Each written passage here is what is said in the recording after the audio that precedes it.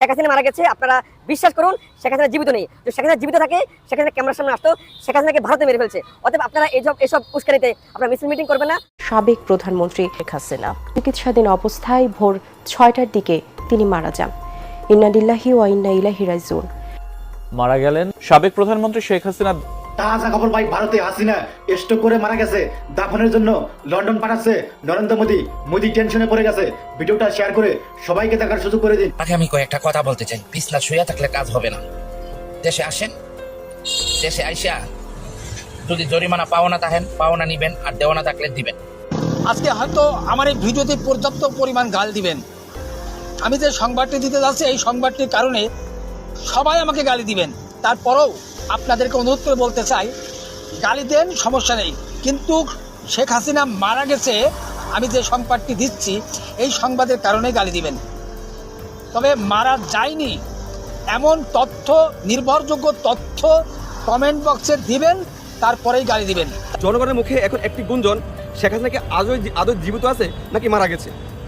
এখন যে 5 আগস্ট পর শেখ হাসিনা যে এই দেশ থেকে পালানোর পরে শেখ হাসিনা একটিবার ক্যামেরার সামনে এসেছে, একটিবার ক্যামেরার সামনে আসে নাই। শেখ হাসিনা আদৌ জীবিত আছে কিনা সন্দেহ আছে। অনেক রিমোট আছে, মারা গেছে। শেখ হাসিনা যাওয়ার আগে সকল আত্মীয় স্বজনকে বিদেশে পাঠাই দিচ্ছে, কিন্তু কর্মীদের উনি বলেন নাই। বলুন তো অবস্থাটা। তাহলে তো সালমান এফ রহমান তারা খাইতো না। শেখ বংশ। সম্মানিত দর্শক, খুবই গুরুত্বপূর্ণ একটি ভিডিও নিয়ে হাজির হয়েছে। যে ভিডিওটা দেখলে আপনারা এরকম অবাক করতে বাধ্য হবেন। পুরো নেট দুনিয়া তোলপাড় সৃষ্টি করে দিয়েছেন। এই পর্যন্ত পুরো নেটে ভাইরাল যে সাবেক প্রধানমন্ত্রী শেখ হাসিনা তিনি নাকি দিল্লিতে ইন্তেকাল করেছেন এবং হসপিটালে ভর্তি অবস্থায় তিনি মারা গিয়েছেন বলে জানা যাচ্ছে। পুরো দেশে ভাইরাল এরকম ভিডিওটা। সেই ভিডিওটা এখন আপনারা তুলে ধরবো। ভিডিওটা ভালো লাগলে লাইক কমেন্ট শেয়ার করে দেবেন। চ্যানেল নতুন হলে চ্যানেল সাবস্ক্রাইব করে দিয়ে পাশে থাকা বেল বাটনটি অন করে দেবেন, যেন পরবর্তী ভিডিওগুলো অতি তাড়াতাড়ি আপনারা খুঁজে পান। গাল দিবেন। আমি যে সংবাদটি দিতে যাচ্ছি এই সংবাদটির কারণে সবাই আমাকে গালি দিবেন। তারপরেও আপনাদেরকে অনুরোধ করে বলতে চাই, গালি দেন, সমস্যা নেই, কিন্তু শেখ হাসিনা মারা গেছে আমি যে সংবাদটি দিচ্ছি এই সংবাদের কারণে গালি দিবেন। তবে মারা যায়নি এমন তথ্য, নির্ভরযোগ্য তথ্য কমেন্ট বক্সে দিবেন, তারপরেই গালি দিবেন। তার আগে গালি দেওয়ার চেষ্টা করবেন না। আমি তথ্য দিচ্ছি, আমি ডকুমেন্ট দিচ্ছি, আমি প্রমাণ দিচ্ছি যে শেখ হাসিনা মারা গেছে। শেখ হাসিনা অনেক আগেই মারা গেছে। তাকে মেডিসিন দিয়ে রাখা হয়েছে। সজীব ওয়াজেদ জয়ের রিকোয়েস্টে গণমাধ্যমে না আনতে বলা হয়েছে। শুধু তাই নয়, নরেন্দ্র মোদী তাকে পরিকল্পিতভাবে মেরে ফেলেছে। কারণ বাংলাদেশ আর ভারতের ভিতরে যে একটা চুক্তি হয়েছিল, অনেকগুলো চুক্তি হয়েছিল, সেই চুক্তির তথ্য, ডকুমেন্ট সব শেখ হাসিনা ফাঁস করে দিবে এই ভয়ে, শেখ হাসিনাকে ইন্টারপোলে নিয়ে আসবে এই ভয়ে নরেন্দ্র মোদী বিভিন্ন কৌশলে শেখ হাসিনাকে মেরে ফেলেছে। শেখ হাসিনা আর বেঁচে নেই। আমরা দোয়া পড়তে পারি, দোয়া পড়েন, দোয়া পড়ার দরকার। সে একজন মুসলমান ঘরের সন্তান হিসেবে আমরা দোয়া পড়ি, ইন্না লিল্লাহি ওয়া ইন্না ইলাইহি রাজিউন।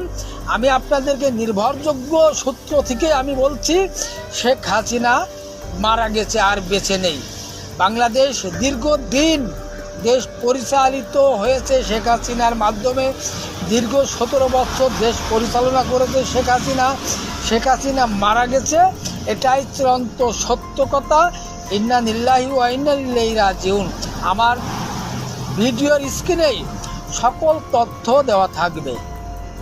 শেখ হাসিনার অনেক কল রেকর্ড এআই দিয়ে তৈরি, অনেক ছবি এআই দিয়ে তৈরি করে অনলাইনে ছাড়া হয়েছে।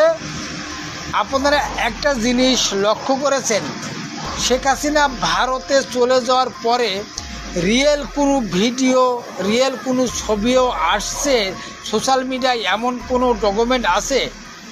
শুধু তাই নয়,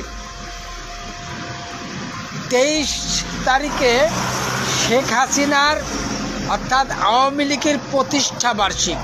এই প্রতিষ্ঠা বার্ষিকে অনেককে জেলে যেতে হচ্ছে, অনেকে মারা যাচ্ছে, অনেকে মার খাচ্ছে, জেল জুলুম হচ্ছে।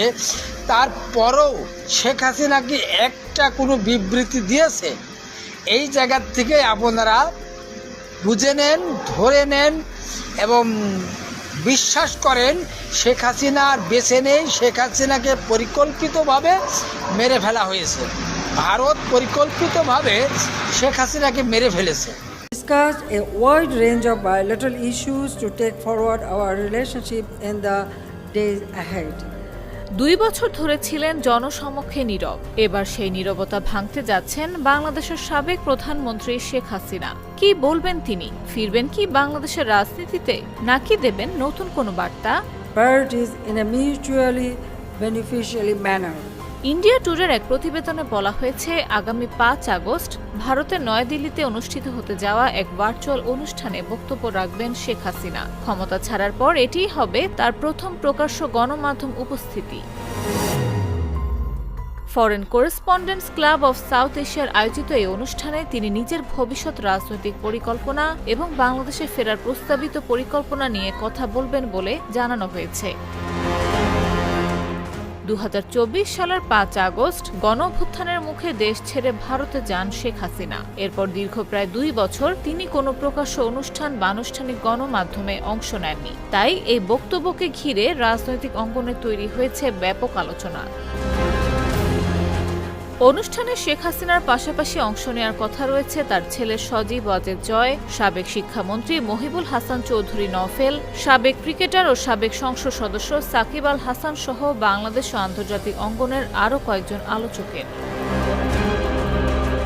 ভারতের নয়াদিল্লির স্যার মার্ক টালি অডিটোরিয়ামে অনুষ্ঠিত এই অনুষ্ঠানটি এফসিসি সাউথ এশিয়ার সামাজিক যোগাযোগ মাধ্যম প্ল্যাটফর্মেও সরাসরি সম্প্রচার করা হবে।